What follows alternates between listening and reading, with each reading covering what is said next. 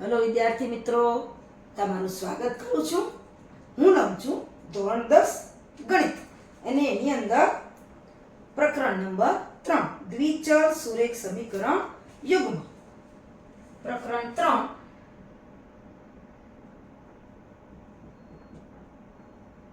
દ્વિચલ, જેમાં બે ચલ આવેલા છે અને સમીકરણ યુગ્મ એટલે કે બે સમીકરણો.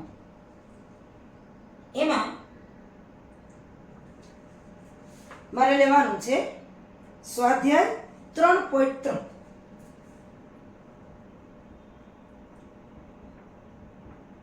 તમારા પાઠ્યપુસ્તક ખોલો તો તમારા પાઠ્યપુસ્તકની અંદર પાન નંબર 31 ઉપર આ દ્વિચલ સુરેખ સમીકરણ યુગ્મ જે છે એનું સ્વાધ્યાય 3.3 આપેલું છે.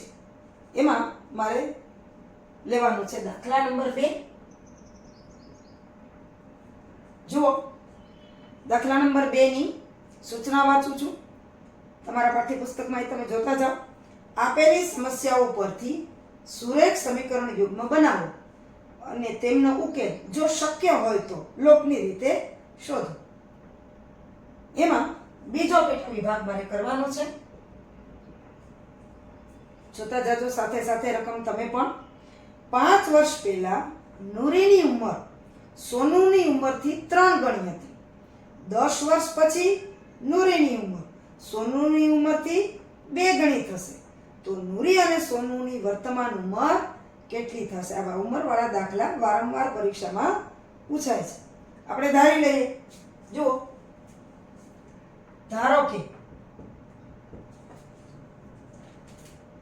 નૂરીની વર્તમાન ઉંમર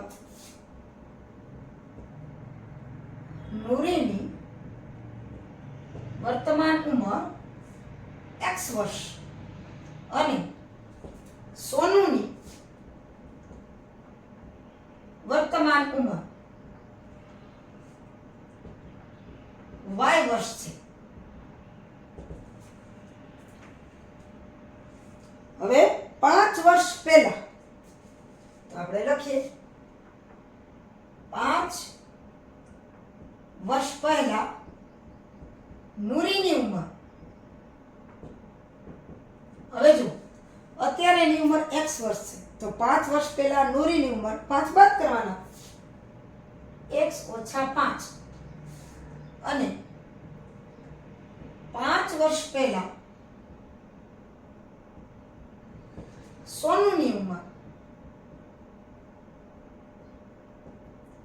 એમાં પણ વર્તમાન ઉંમર y છે તો 5 વર્ષ પહેલા 5 બાદ કરવાના, y ઓછા 5 વર્ષ થશે.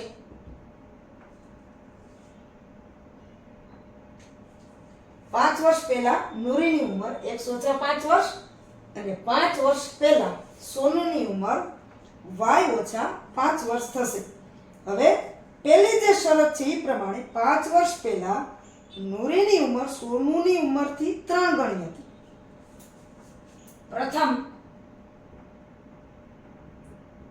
શરત પ્રમાણે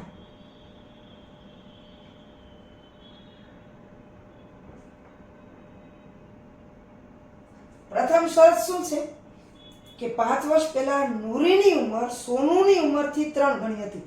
એટલે કે સોનુની ઉંમરને આપણે 3 વડે ગણીએ 5 વર્ષ પહેલા, તેઓ 5 વર્ષ પહેલાની નૂરીની ઉંમર આવે. એટલે કે નૂરીની ઉંમર તો કે x ઓછા 5, સોનુની ઉંમર y ઓછા 5. પણ 5 વર્ષ પહેલા રકમ 2-3 વખત વાંચી લેવાની એટલે કે ભૂલ જ ન પડે. નૂરીની ઉંમર સોનુની ઉંમરથી 3 ગણી હતી અને સોનુની ઉંમરને આપણે 3 વડે ગુણીએ તો 5 વર્ષ પહેલાની નૂરીની ઉંમર આવે. હવે આપણે અકાઉન્ટ છે છોડવાનું છે એટલે કે x ઓછા 5 બરાબર 3 અંદર જશે એટલે 3 વાર ઓછા 3 પંચા 15. y ને આ બાજુ લઈ લઈએ, 5 ને ઓલી બાજુ જવા દઈએ એટલે x ઓછા 3 વાર બરાબર ઓછા 15 તો હતા જ. આ 5 વત્તા થયા, 3 y આ બાજુ માઈનસ છે, આ બાજુ અહીંયા બરાબરની આ બાજુ પ્લસ છે, બરાબરની આ બાજુ આવશે x પાસે આવશે તો માઇનસ થશે.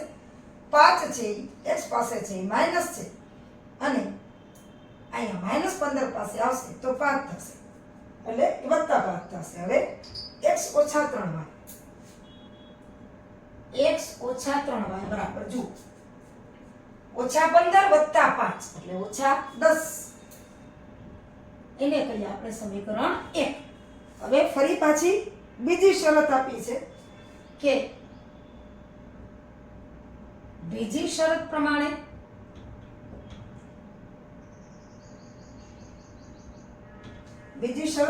શું કીધું છે કે 10 વર્ષ પછી નૂરીની ઉંમર સોનુની ઉંમરથી 2 ગણી થશે. 10 વર્ષ પછી 10 વર્ષ પછી નૂરીની ઉંમર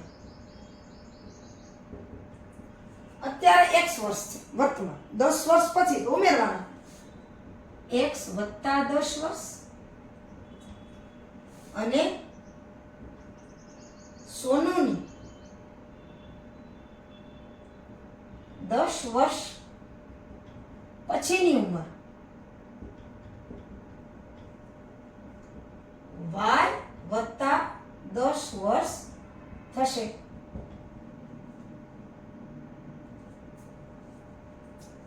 બેમાં 10 વર્ષ પછી એટલે ઉમેરવાના છે. હવે એમાં શરત છે કે 10 વર્ષ પછી નૂરીની ઉંમર સોનુની ઉંમરથી 2 ગણી હશે. તો નૂરીની ઉંમર છે x વત્તા 10 અને સોનુની ઉંમર છે y વત્તા 10. તો એમાં પણ સોનુની ઉંમરના બમણા કરીએ તો નૂરીની ઉંમર આવે, એટલે સોનુની જે ઉંમર છે 10 વર્ષ પછી એની આગળ આપણે 2 લખવાના. આવે છોડીએ કૌંસ, x વત્તા 10 બરાબર 2 ગુણ્યા y એટલે 2y અને વત્તા 10 દુ 20. y ને આ બાજુ લઈ લો, 10 ને પેલી બાજુ જવા દો, એટલે x ઓછા 2y બરાબર 20 ઓછા 10, કારણ કે 2y. હવે x ઓછા 2y અને 20 ઓછા 10 એટલે કે 10, એને કહીએ આપણે સમીકરણ 2. સમીકરણ 1 અને 2 એને લોપની રીતે ઉકેલી અને આપણે x અને y ની કિંમત શોધવાની છે, અને x અને y ની કિંમત મળી જશે તો પછી નૂરીની અને સોનુની વર્તમાન ઉંમર આપણને મળી જશે.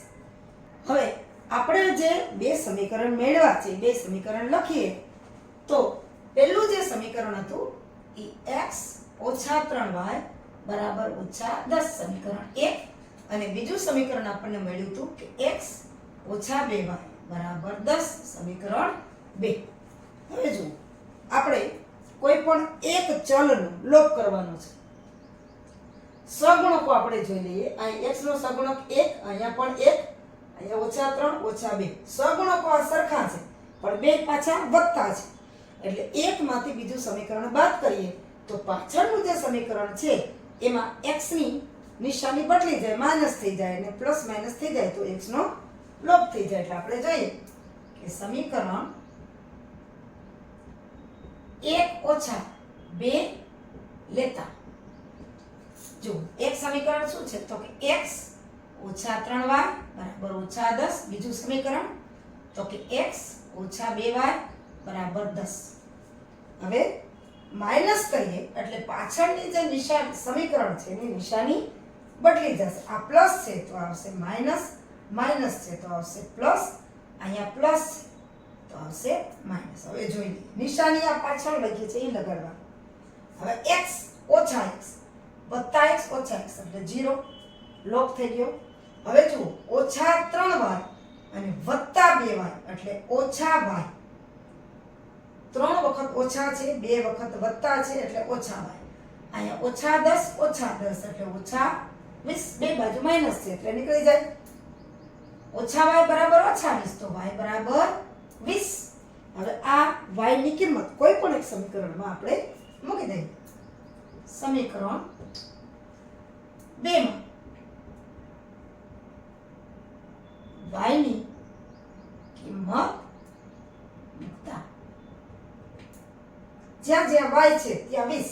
સમીકરણ 2 માં એટલે કે x ઓછા 2 y ની જગ્યાએ 20 બરાબર 10. હવે x 20 ગુણ્યા 2 એટલે 40 બરાબર 10. 40 છે સામે જશે તો પ્લસ થઈ જશે, એટલે કે x બરાબર 40 માઇનસ છે સામે જશે તો પ્લસ, એટલે કે 10 વત્તા 40, એટલે કે x બરાબર 40 ને 10 50. હવે આપણે x છે એ નૂરીની ઉંમર છે, વર્તમાન ઉંમર જે આપણે 50 વર્ષ, અને y છે એ સોનુની વર્તમાન ઉંમર છે જે y બરાબર 20 છે, એટલે કે x બરાબર 50 અને y બરાબર 20. હવે ચકાસણી કરી લઈએ. હવે જો 5 વર્ષ પહેલા નૂરીની ઉંમર સોનુની ઉંમરથી 3 ગણી હતી. 5 વર્ષ પહેલા આ નૂરીની ઉંમર છે 50. 5 વર્ષ પહેલા એટલે 50 ઓછા 5 અને અહીંયા થશે 20 ઓછા 5 3 ગણી આપણને કીધું છે 3. જોઈએ બે બાજુ સરખા આવે છે કે નહીં. 50 ઓછા 5 એટલે 45, આ 3, આ 20 માંથી 5 એટલે 15, એટલે 45 બરાબર 15 તેરી 45 બે સરખા આવે છે. હવે બીજી શરત હતી કે 10 વર્ષ પછી 10 વર્ષ પછી તો 50 વત્તા 10 અને અહીંયા 20 વત્તા 10 અને પાછું કેટલા ગણી હતી કે 10 વર્ષ પછી નૂરીની ઉંમર સોનુની ઉંમરથી 2 ગણી, એટલે કે બમણું. હવે જોઈએ 50 ને 10 60, 2 20 ને 10 30, એટલે કે 60 બરાબર 30 નું 60. આપણો જવાબ સાચો છે. એટલે કે નૂરીની વર્તમાન ઉંમર 50 વર્ષ અને સોનુની વર્તમાન ઉંમર 20 વર્ષ છે. આમ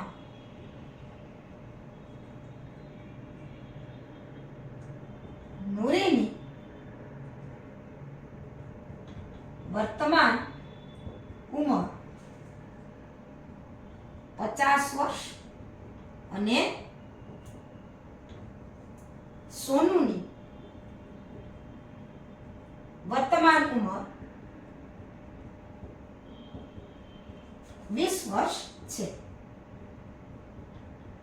આ રીતે આપણે આ દાખલાનો જવાબ આવે છે અને આપણે ચકાસણી કરીને પણ જોઈ લીધું કે આપણો જવાબ છે એ સાચો છે.